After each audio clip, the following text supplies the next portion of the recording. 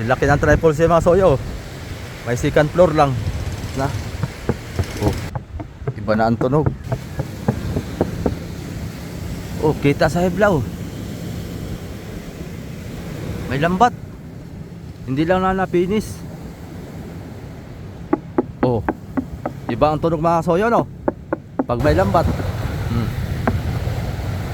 Kuwitan pa lang mga soyo. Dahil sa kargahan yung John Paul nito mga soyo. Ito pala yung pinakang malaking bangka dito na malakas kumarga. Ito yung sinasabi ni Romel TV ka vlogger na 300 bloke. Mga bangka. Oh, dami mga bangka kaya mga soyo.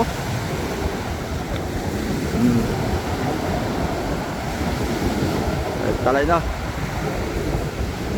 Ito ang kay Kuya Ricky. Ganda ng bangka, no? Yo, what's up mga kasoyo? Magandang yan, pasal tayo dito at wala tayong pang-update nitong pang alas 11 natin itong umaga. Yan, samahan nyo mga kasoyo, update na tayo dito sa mga bangka. Siya nga po, mahagip natin ang video si Triple Z. Ayan, pero yung pag-uusapan natin dyan, yung huli nila at saka yung benta, abangan nyo lang mga kasoyo. Pero dun sa mga magtatanong na dumating na pala sila, may go, opo, dumating na sila kasi may bagyo nga. Oh, daming mga bangka dito ngayon mga kasoyo. Talagang nagsipag-uwian. Yan, yung iba nagsipagtago na sa Real. Mga bangka pangulong, yan. Dami mga bangka kayo dito. Itong Maika, kararating yung isang araw yata ito. Paldo, mga paldo ang mga bangka ngayon. Ayan, yung triple C. Karkeno lang ang triple C. Ito, si Kuya Udi. Shout out kay Kuya Udi. Ayan ang jackpot. 14 piraso ang huli.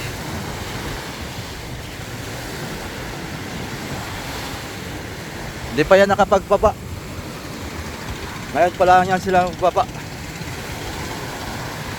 Kasi kahapon siksika ng mga bangka. Oh, dami mga bangka kaya masoyo.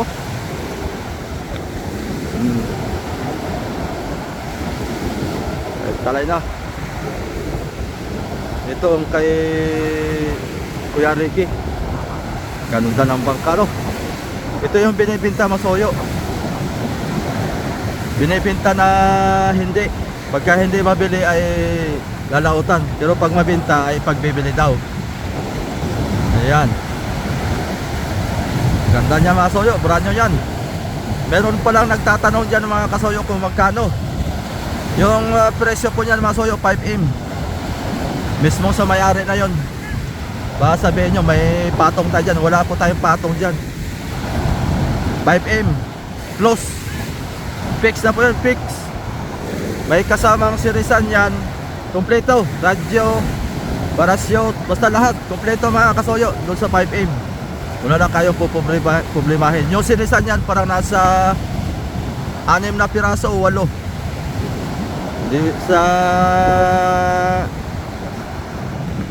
pagkasabi niya. Kasi yan mga kasoyo, karga yan ng mga 12. Oo.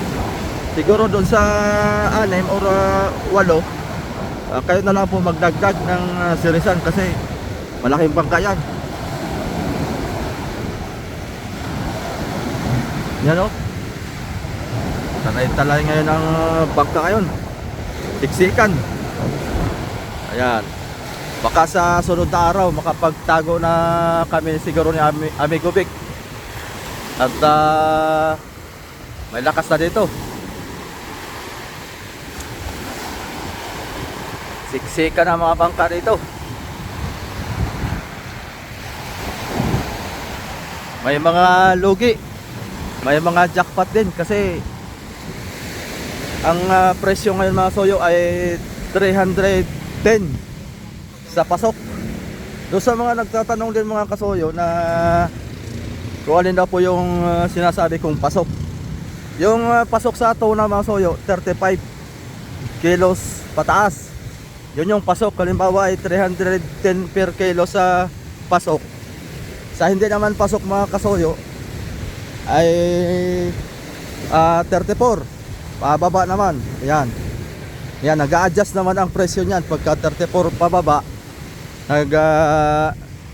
Nagre-range ng price niya sa mga 280, 290, ganyan. Nababa lang sa mga 30 pesos or 20 pesos. Depende sa quality din ng laman ng iyong tuna. Pagka maganda ang laman, yan, medyo tinatas-tasan ng buyer. Pagka sariwang-sariwa. Ayun oh, ganda ng bangka ni Kuya Ricky mga kasoyo. Ang makina na ayan ay 6D15. Dito tayo. Tingnan natin tong isang bangka dito mga soyo. Ay wala na pala yung bangka doon. Short video lang tayo ngayon mga kasoyo. Ayun. Sa mga gustong mag-join dito sa aking YouTube channel, yan, click nyo na lang po yung button na yan, join. May pamimilian lang kayo dyan. Bawal po yung mag-join dito yung sa mga kuripot. Katulad ni Multong Bakla. Shout out kay Multong Bakla. Siya nga pala mga soyo, abangan nyo yung ating kuan, balansihan sa Triple Z. Panoorin nyo na lang mga soyo. At may pasabog si kuan, may pasabog na naman si Brother Manny Pascobilio. Big shout out kay Brother Manny Pascobilio. Magandang umaga po. Ayan, ingat-ingat po kayo dyan kay pati si Tatay Pascobilio. Git Wilson po. Sana bigyan pa po kayo ng mahabang buhay para magkasama kayo lagi ni Brother Manny Pascobilio dyan sa California. Ganon din kay Sir Paul Latgueras dyan din sa California. Big love shout out po. Ayan, pati kay Angel. Ayan, ingat-ingat po sa pag-aaral araw-araw. Sana gabayan kayo palagi ng Panginoon. Ayun oh, Scarkilo talaga itong bangka ni Kuya Ricky. Si Adonis din ang kanito mga soyo, gumawa. Yan oh, halos magkahawig doon sa bangka ni Nane. Mas malaki-laki lang to kasi ang buka nito ay parang 12 sa ibabaw.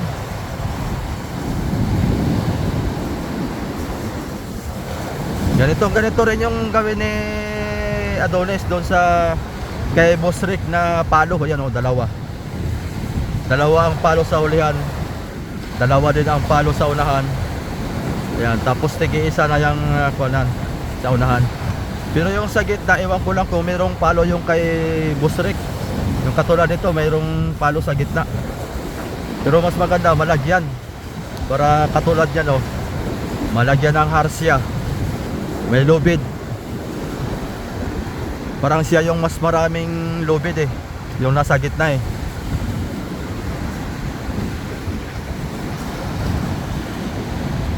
Lupit talaga ang bangka na ito. Lalo na siguro pag itong panangoy nito ay yate-yate. Ayun o. Bali ang paltik pala nito ay 2 sa unahan, 4 sa gitna, tapos 2 din sa hulihan. Bali 8. Mga bago ang paltik niya mga soyo, pinalitan ang paltik. Kasi yung lumang paltik niyan ay medyo mahuna na. Kaya nakausap ko rin yung may-ari niyan. Binagawa niya ng paltik yung mga luma dyan. Bali garantisado na yan.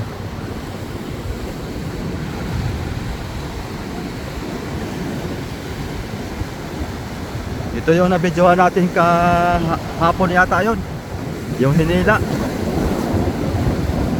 Yan, sira yung makina. Naalala ko tuloy si Kabisig. Shout out kay Kabisig. Idol, Pagka hindi pa rin madali ng bago mo ng mekaniko ay palitan mo na lang. Palitan mo na bago para Oscar Kilo. Pagka ayaw pa rin ba, talagang kung ayaw pa rin at nagmamanya pa rin, pero wag mong itapon, dalhin mo na lang dito sa dinahikan. At si Kuya Victor ang pabibirahin natin yan. Yun nga lang, pagka lalaot siya ni Kuya Victor ay busy na naman. Titingga yung laot niya. Oh, silaki ng triple C mga soyo. May second floor lang. Silaki ng triple C. Mas mahaba lang ito. Yung sa atin maiksi. Baka ang roda nito sa hulihan ay nasa ko nito, nasa 12. Yung sa atin kasi parang kalan yun 7-8 lang yung roda natin sa hulihan ay. Pero yung buka nito hindi magkakalayo. Ni-repair na pala ito. Medyo magastos-gastos nga lang din ito. Mga ganito kalaking bangka mga soyo, maghanda na kayo ng mga 300k. Mga ganito kalaking bangka. Brand new naman yun, brand new. Pero pag repair lang, abot lang to ng mga 100, mga ganyan, 150. Mas mahagad pa rin ng repair ano. Palitan na to lahat ng kuan. Parang bulok na rin yata itong tagal na ito. Wala na. Butas na. Oh, iba na ang tunog. Malalaman pagka malutong pero pagka hinog na ang tunog ay medyo puyom na yon sa kuan, tubig, kumbaga siim na. Wala nang tibay. O bakit inangat ito? Sayang. Repairin na rin siguro. Oh, dubulan pala ito.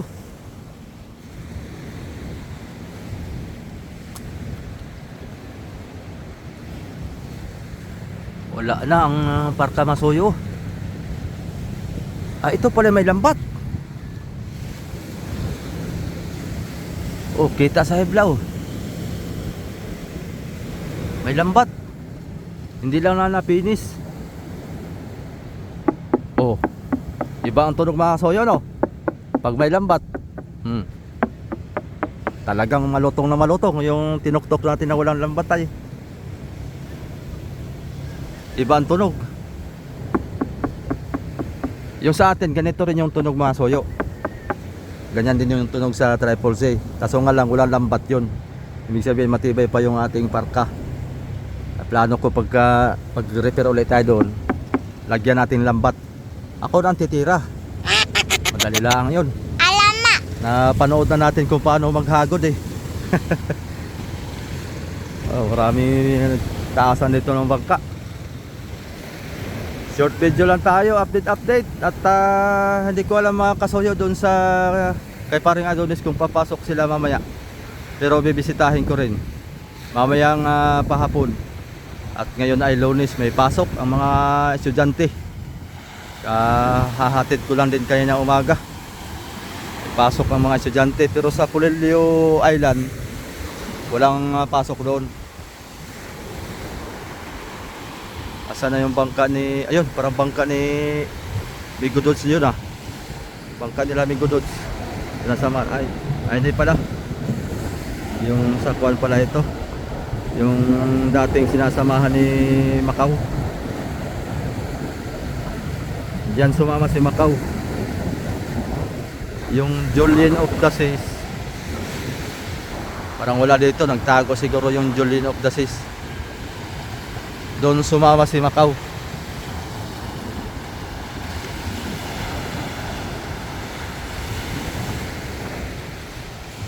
Minsan ulit masoyo, update tayo doon sa kuan. Baka bukas siguro or mamayang hapon. Pag walang kawa sila Adonis mga soyo, punta tayo dyan sa Fiber. Ayan, para tuloy-tuloy ang upload natin, tuloy-tuloy ang update natin sa lahat ng ating mga binibidyohan na bangka. Yan, medyo maganda pa ang panahon ngayon. Medyo mainit pa. Kasi yung bagyo na isa dito malapit sa Polillo Island, nariyan na sa Pacific Ocean, nababasag rin naman. Yung isang malaki ang nakakatakot, may namatay malayo. Sana pumihit pataas mga kasoyo yung isang malaking bagyo para pag makitaan natin ng magandang panahon ay makapangarga ulit ng yelo. Marami pang kuwan mga kasoyo, tira si Triple Z, baka nasa 2 bloke na yelo pa. Nariyan lang sa unahan yung yelo. Sana naman ay tumagal para ikarga na lang natin ay mga 5 bloke or 4 na bloke na lang. Mas may gina rin at biruin mo 460 ngayon ang isang bloke na yelo mga kasoyo. O may 2 bloke pa na natira si Amigo Vic. Tapos ang bato marami ding tira. Tapos yung diesel natin 2 container lang ang na-consume. Kaya itong laot ulit ni Amigo Vic, baka konti na lang ang ating madagdag na konsumo. Makatipid-tipid na ulit tayo. Sa gasolina, ganon din. Sa gasolina, wala nang bawas halos. Kaya yung ating giging video dyan mga kasoyo sa pagbaba ay abangan nyo na lang mga kasoyo, pati yung sa partihan. Ibubukod natin yung partihan sa kayo sa pagbaba ng isda, kasi yung sa pagbaba ng isda ay medyo mahaba yung ating video. Kaya ibukod na lang natin at merong tayong pa-surprise dahil kay Brother Manny Pascubillo. Ang katulad nung ginawa ni Brother Manny Pascubillo ay may mga allowance ang mga team kasoyo natin, hindi mawawalaan, hindi masisiro. Kaya maraming salamat kay Brother Manny Pascubillo talaga. Talagang napakabuti ni brother. Napakabuting puso. Talagang tumutulong siya sa mga mahihirap na mangingisda. Kaya ayun. Salamat ulit kay Brother Manny Pascubillo.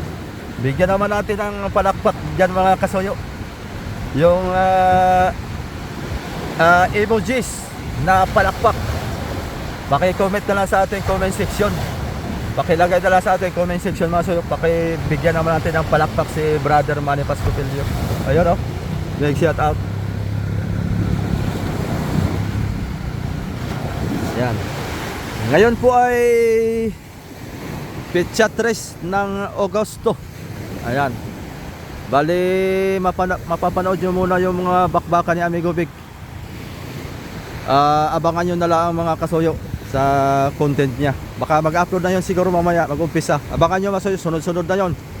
Tapos ang karugsong natin doon, pag dumating na sila Amigo Vic at nagbaba na isda, ay sa atin naman ang kasunod ng pagbaba ng isda. At saka ang kasunod ay balansihan na. Oo. Magbababa rin nata na isda to. Marami ngayon dumating. Yung iba nagsipagdatingan ay halos gabi na.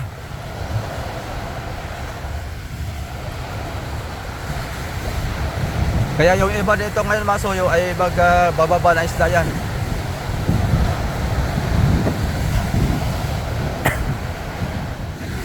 Maigay sila Amigo Vic, dumating ng mga alauna kahapon. Kaya nakahabol kami sa medyo mahal ang presyo. 310 kahapon ang kuwan mga soyo, 310 ang presyo kahapon. Ngayon 300 na lang. Bumaba. Ganon talaga mga soyo pagka magsipagdatingan ang lahat ng bangka, paspasan ang pagbababa. Maski mahal ang presyo sa Maynila, nagbababa pa rin sila. Hindi ko nga rin alam kung bakit. Dapat nga magtataas sila kasi nataas rin yung presyo sa Maynila. Pero wala tayong magagawa kasi negosyo talaga yan. Hindi naman napayag yung mga buyer na palugi.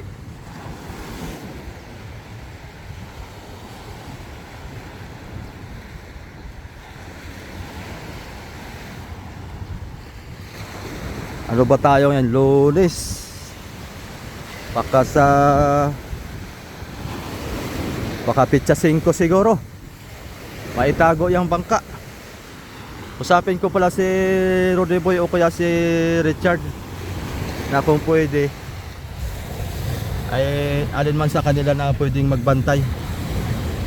Akin na lang uupahan. Tutulugan lang naman mga kasuyo. Kasi hindi natin alam, baka malastra yung tali ng lubid sa buya. Yung kasi nakakatakot yan eh. Wala mang magnanakaw. Yung alang kuan, yung hindi natin masabi yung ganong trahedya ba, malalagot yung lubid kasi di natin alam, marupok na pala yung lubid. Kaya maganda may bantay. Wala na kasi yung taga-bantay ko eh, si Makmak umalis na eh, yung binata eh. Nag-alis na, nagtrabaho na sa Maynila. Baka si Rudy Boy na lang siguro. Upahan ko na lang ng 100 kasi ang bawat tulog. Bawat per night 100. Kaya dagdagan ko na lang siguro, gawin ko na lang ng 200 or 150 isang tulog para kuan ba. Tapos mag-iwan tayo ng may bukas naman yung radyo dyan lagi. Pagka kuan may radyo naman sa bahay na portable para in case na may masamang mangyari, makakatawag kagad kay amigo.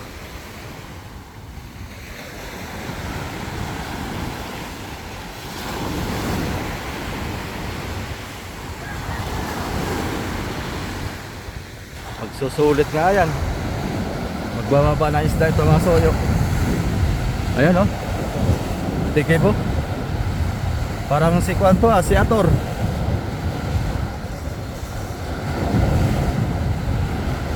Tikip. Baka maraming karga panyelo siguro. Maraming karga. Maganda sana kung maraming kargang puro tuna. Ayan, hindi na natin masyado pabayan tong ating video mga soyo. Maganda talaga ng bangka ni Kireke oh. Talaga karga ng mga soyo 200 to 250 bloke. Mas malaki yan sa bangka ni Boss Rick.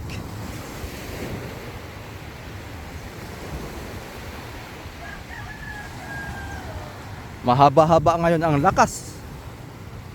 Aabuti ng 2 linggo mga kasoyo. Kaya medyo malungkot na naman tayo nito. Si Triple C mapapatambay na naman o kaya mapapatago. 2 linggong lakas. Agokoy na lang. Tapos dito pa malin ang sentro ng hangin. Itong taling ito. Bah, patatag din pala ang buti-buti ano? Maski walang palango yan. Maski balagbagan pala ay nalaban din.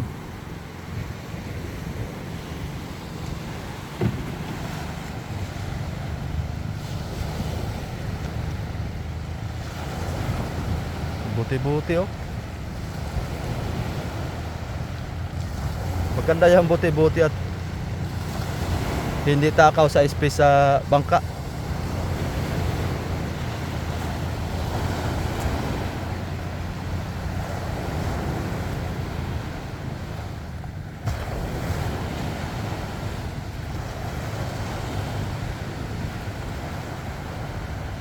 Balagbag ngayon ang kuwan ah. Balagbag ngayon ang silig.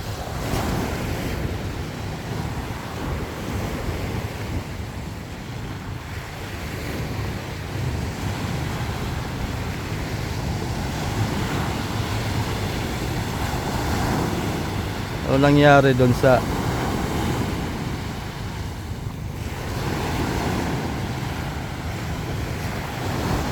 kabuhol-buhol na itong kuwan dito.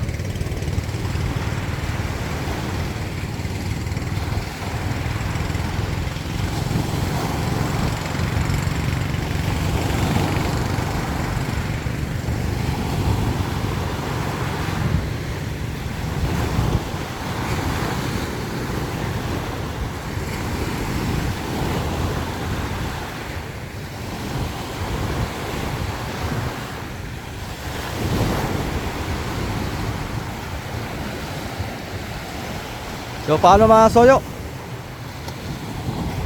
Hanggang dito na lang muna yung ating video up. Tamang update lang tayo. At baka mamaya kung hindi ako kakapusin sa oras ay nasasama ako dyan paglilinis para meron tayong makukuntin. Pero para wala mang linisin si Triple C. Parang nililinisan na nila. O tinan mo yung parka, walang kamantsa-mantsa, laging malinis, matay ibabaw. Ang linisin lang nandyan mga kasoyo ay yung bodega at saka yung engine room. Sasabunin lang yun kasi amoy yung mga dugo-dugo ng kwan ba, dugo-dugo ng isda, yun lang ang sasabunin. Pero ibabaw niyan saka yung sa parka parang wala man. Ito, laking bangka rito mga soyo.